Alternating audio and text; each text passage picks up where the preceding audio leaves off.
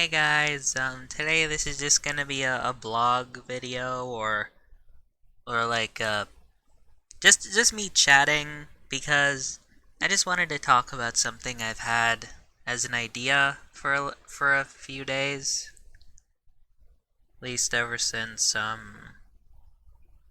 some predicaments happened. And I've been wanting to maybe start my own game development team. I've had some game concepts ideas, and I just thought I'd like to maybe do them someday. So I'm just going to be talking about my ideas, and I'm just going to be explaining what I think of them and which ones are my favorite. So the first one I have is an unnamed Five Nights at Freddy's game. I've actually been thinking of making this since I was like super little. I even have some old concept sketches or like concept art, but it was really bad. Like it was made in Microsoft Paint. I didn't even know how to use it right. So it looks absolutely garbage. But I did want to make a Five Nights at Freddy's game one day.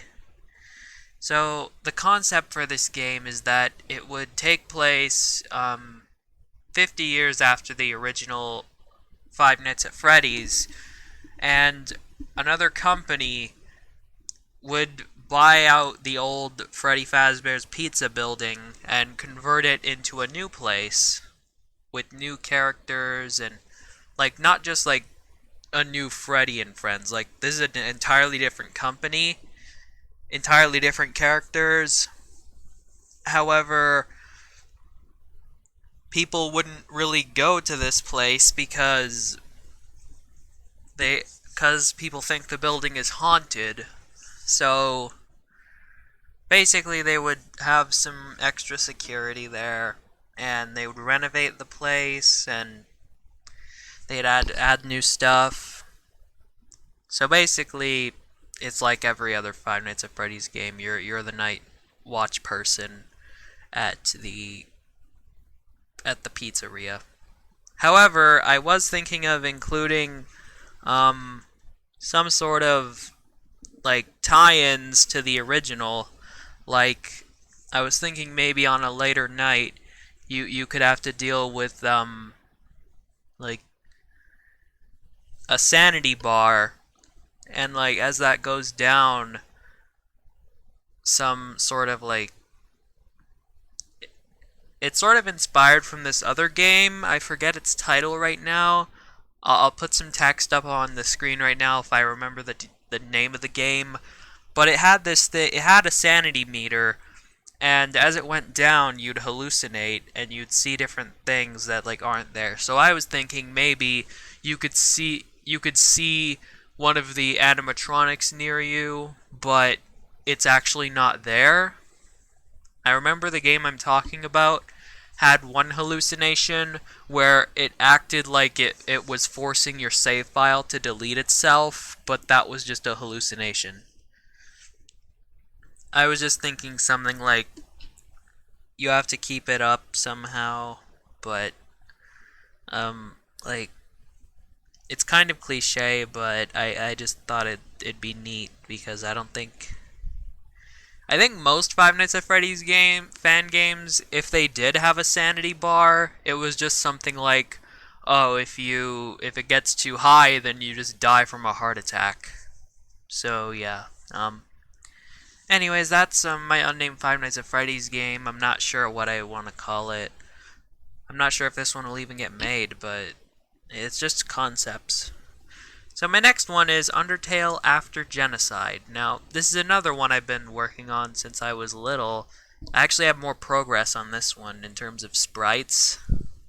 I have some old sprite images from when I was little, but yeah, the basic plot of this would be that it's sort of some people when I spoke about it, some people thought it was a ripoff of this other fan game called Undertale True Genocide.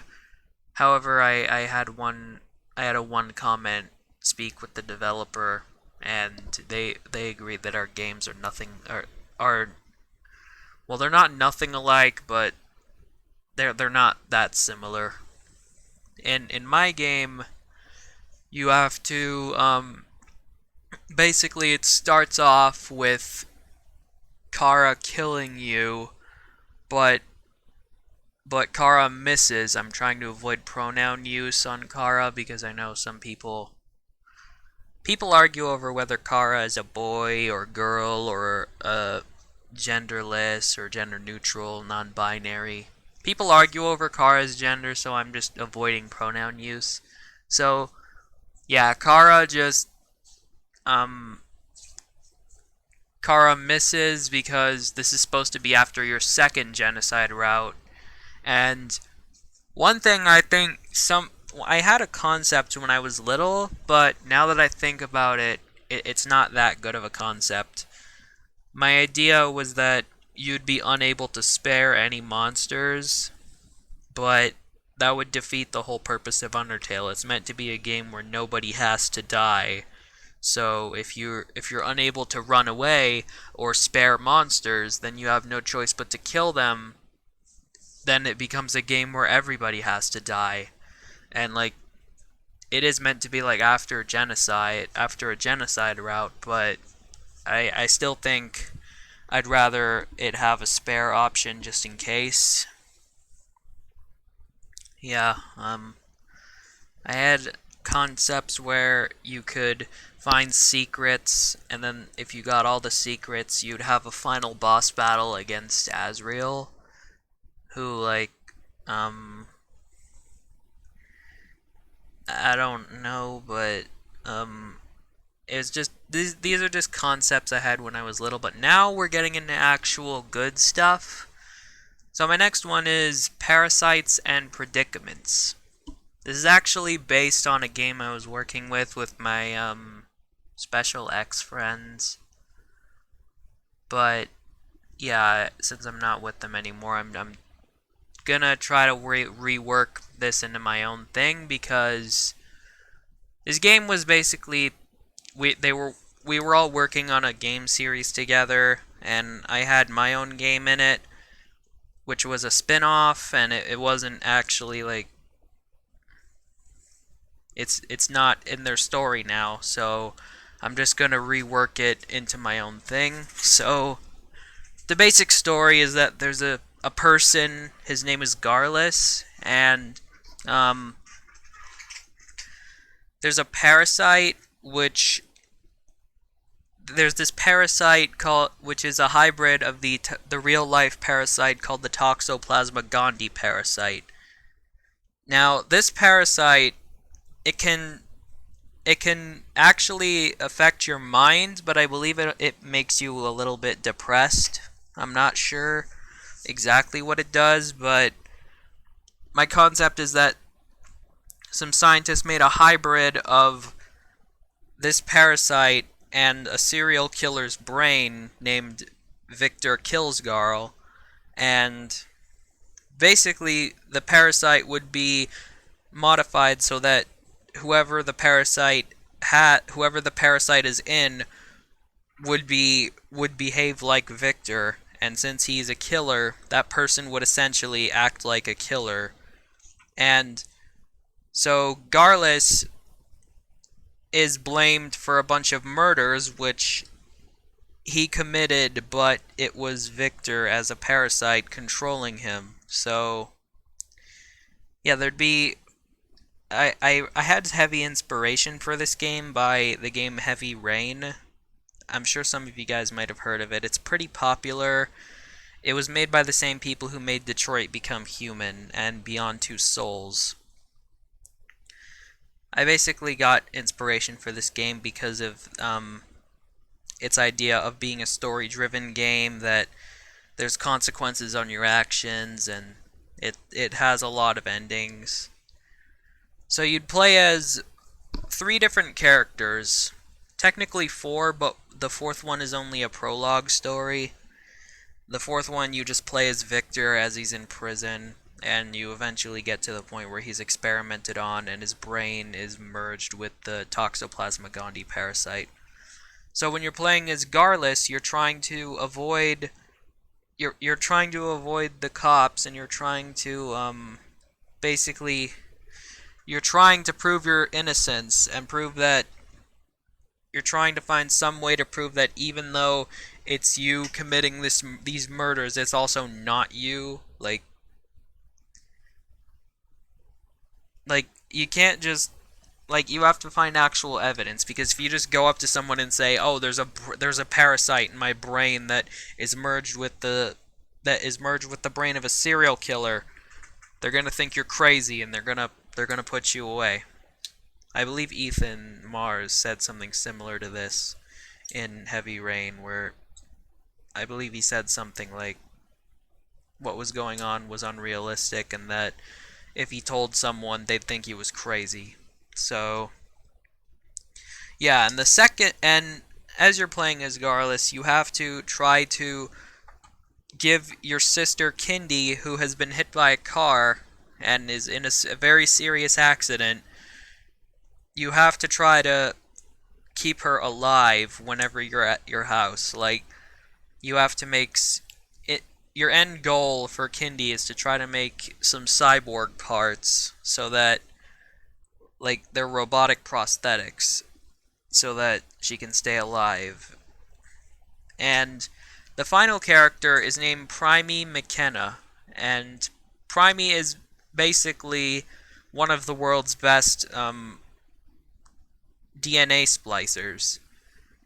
So she's also a detective, and she's investigating people who have had their family members, or have some sort of connection, have had their family members killed by Victor, or have some sort of connection to him.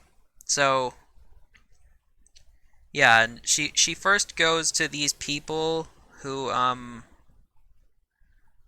one of their name is Jaie, and Jaie is part of this group of people who are very evil, and they're basically like a crime, a gang, sort of like hidden crime boss team around their town. So, yeah, Jaie tries to do some pretty,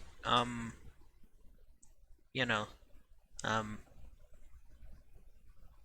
Jaie makes some suggestive remarks towards Primie, but she denies and asks about Victor, and then Jaie goes crazy and tries to kill her. And this comes in where there's quick time events, where like you have to press a direction, you have to press a certain key at one time, and if you fail, your character could possibly die. So yeah, the name of these the name of this crime team is hold on, let me think of an idea. Okay, I got one. So the name of this crime team is the Predicament Children, and there's four of them. There's Jaie, and then there's this girl named Gracie, and another girl named Alicia, and then there's another guy. His name is Miles, and yeah. So these four children, well, they're not really children. They're like 15, 16 age range. So yeah, basically these characters are in their own little like crime team. Like, they go around committing crimes and hurting people. And the one thing they all have in common is that all of them have had a relative killed by Victor. Like, Gracie's parents, after she left her home to, like, live her own life, she's the only one that's, like, old enough to leave her house, I think. Like, no, I mean, like, the others are, like, 15, 16 range, and Gracie is 18. So Gracie, her parents were killed by Victor shortly after she left her house, and Alicia, her parents were killed by Victor at a young age, and she had to try to fend for herself, and she eventually became a cannibal. Miles, his dad was killed by Victor, and so his mom, like, couldn't take care of him, so she put him up for adoption. And yeah, he's been that mentally broke him basically. And Jaie, they were at the mall with their parents one day, and one day they couldn't find them. They were lost, and then they heard some screaming from a back room. They went in that room. They heard someone screaming. They ran to it, and they saw their parents getting killed by Victor in the closet. It was like a back room, like a staff-only area, basically, of the mall. So yeah, they all try to stop you and try to, like, because they think you're working for Victor, so they try to kill you, like, as Primie. So yeah, there's a whole bunch of endings, and I won't get too far into this. So yeah, the next concept is an unnamed Fallout 2 mod. I'm not exactly sure what I want to call this, but my concept is that it would be a game inside of the region of Canada. Like, in the Fallout universe, the USA annexed Canada, but my concept is that it's in Quebec, and there's a vault inside of Mount Royal, which is a mountain in Quebec. It's called Vault 67. I came up with the number because Canada was founded in 1867. So, yeah. I don't have much on this concept. I thought it would be cool to have some sort of Fallout game that is outside of the region of the USA. I say the region because, yeah, Canada's part of the USA in the Fallout universe. Yeah. And so, the last game is a 2D platformer about Undertale, so I'm not exactly sure what this would be. I just thought it'd be cool to make a platformer of sorts, and yeah. So that's going to do it for this video. I hope you guys enjoyed. Be sure to like, subscribe, let me know what you guys want to see me do next time. Let me know if you would like to join the Cyborg team, which is my game dev team. I don't have any, I can't pay you, I can't do anything, all these games except maybe Parasites and Predicaments. They're all gonna be released for free. So yeah, the only, like, you'd pretty much be volunteering. Yeah, so I'll see you guys next time. Goodbye.